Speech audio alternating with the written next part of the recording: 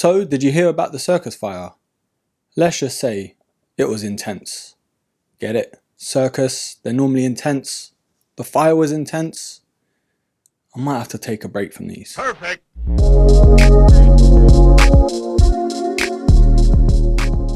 Hello there broskies, the Turk Hassan back here with another video, and it is indeed the Jordan 4 Infrared.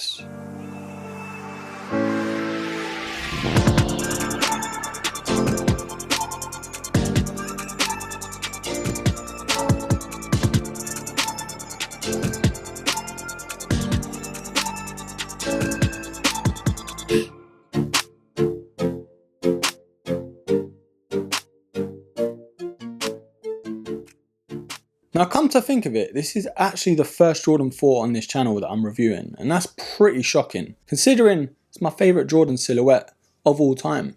Yes, the Jordan 4 is my favourite, and it was actually my first ever Jordan, I think about, almost over 10 years ago. So when I was about 16, 17, I bought the Breads and I bought the Black Cats as well, and I just couldn't take both of them off. Both of those silhouettes speak for themselves. You can wear them with near enough everything. Probably even Speedos, but that's for another conversation. And ever since then, the Jordan 4s have always been my favourite. Of course, there are GOATs like the Jordan 1, the Jordan 3 as well, but I feel like it's just not the Jordan 4. And yes, it is all subjective. A lot of people love the 3s, love the 1s, and they don't even look at the 4s. And that's the beautiful thing about the game. Hype aside, it's all down to what you really like. And over the past couple of years, the 4s have been the hardest to get, in my experience anyway. Now these did release over here in the UK on the 25th of June, and I've had my eyes on these for quite some time. These, like a lot of other Jordans, have been pushed back so many times. I remember seeing early images to these and some early reviews as well, and I was like straight away, yes, I gotta get them. And after missing out on the military blacks, which I really did want, I was like, you know what?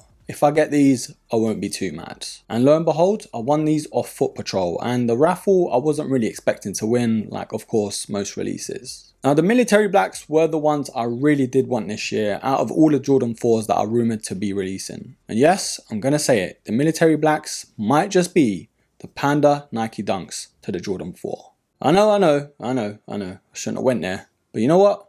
I just did. I'm only comparing the two just because I feel you can pull them off with so many different things. Now upon its release, these did retail at £180, and I'm going to talk a little bit more on the pricing in just a minute. Before we touch on that in a little bit more detail, we'll take a look at the box. Now personally for me, the Jordan 4 and Jordan 3s have always had the best looking boxes. But this one in particular is very standard in terms of your Jordan 4 box. On the top of the box, it does have flights, which of course is synonymous with the Jordan 4. Now the Jumpman is in that red, but I guess you could say infrared. And the Jordan logo does replace the I in flight. Now the colour of the box is primarily in that grey colourway, with of course that speckled cement design. Now inside of the box itself, it does have that infrared lining, with that cement speckled on the tissue paper.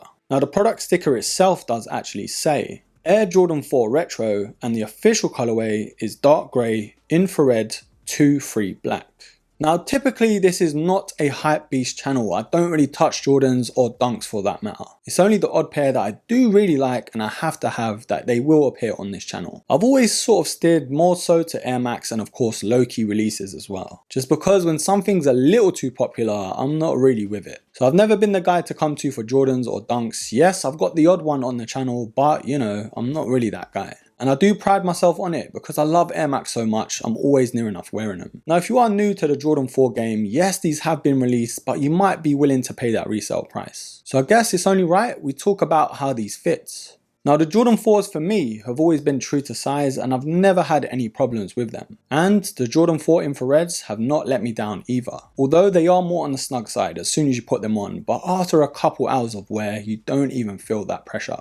It's defo one of those sneakers you have to sort of break in over a few hours or so, but once you've done that, you are defo good to go. So overall, in my opinion, these are defo a true to size. Now in terms of the resale prices to the Jordan 4 infrareds, they're not actually that bad. In most sizes, they're sort of sitting around that $250 mark. And comparing it to some other Jordan releases, that's kinda cheap.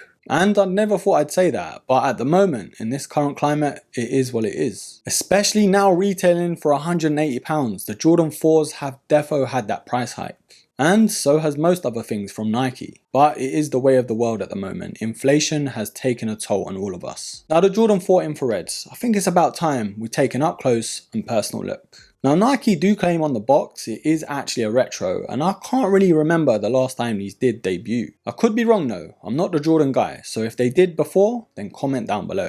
Now most of the materials on the upper with this shoe is actually nubuck, so it might be a little trickier to maintain these and keep them clean. You're defo going to want to spray these before every use, trust me broskies. Although I do prefer mainly leather materials on a Jordan 4, I do think this isn't too bad.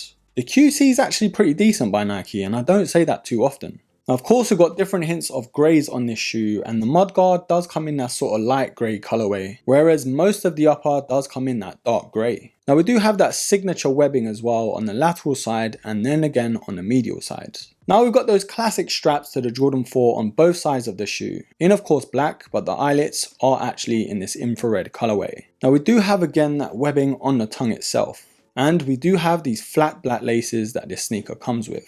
Now we've got that nubuck again towards the top part of the tongue with that classic Jordan logo and flight tongue tab. Now the sock liner in itself is of that soft cotton, and the insole does come in this infrared with the black Jordan logo.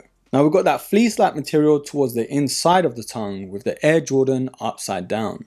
Now at the heel counter we've got that pull tab that a lot of people don't actually like, but to be fair I've never had any complaints. Now because this isn't an OG colorway, well to my knowledge anyway, it doesn't have that Nike Air branding towards the back. Of course instead we have that Jordan logo in grey. Now don't get me wrong, of course I would have loved a Nike Air on the back of this. But in all fairness, that Jordan logo works so well in this colorway. Now the midsole is pretty standard here, it's what you expect from a Jordan 4. With hints of black, white and the grey as well. We've got that standard Air unit that a Jordan 4 normally has. But the outsole for me is where it does stand out a little bit, in that grey, white, black and infrared too. Man, there's just something about a Jordan 4. If only I could hit on retail a little more often. But anyways broskies, I think the next part you kind of already know the answer. It's about time we find out whether these are a buy or a buy. Now there's a few reasons why the Jordan 4 silhouette is my favourite Jordan from Jordan brand.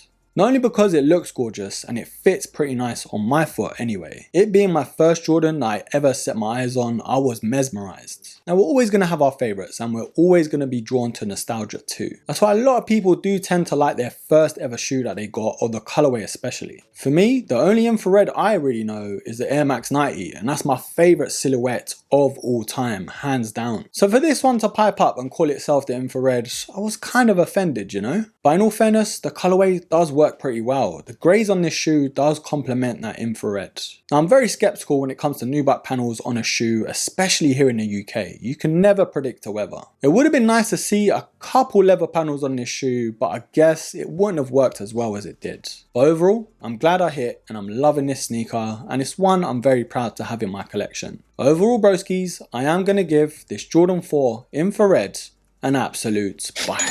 But broskies, I want you to comment down below and let me know your honest opinion on this shoe. Is it one you missed out on? Is it one you copped? Or was this an absolute miss? Leave it all down below and I will pin the best comments. Anyways, mi hermanos, thank you for watching, thank you for supporting. Don't forget to hit me up on my IG as well, in case you have any questions or want to show me some love. And whilst you're here, don't forget to like, subscribe, comment and share. And of course, until the next episode, take care.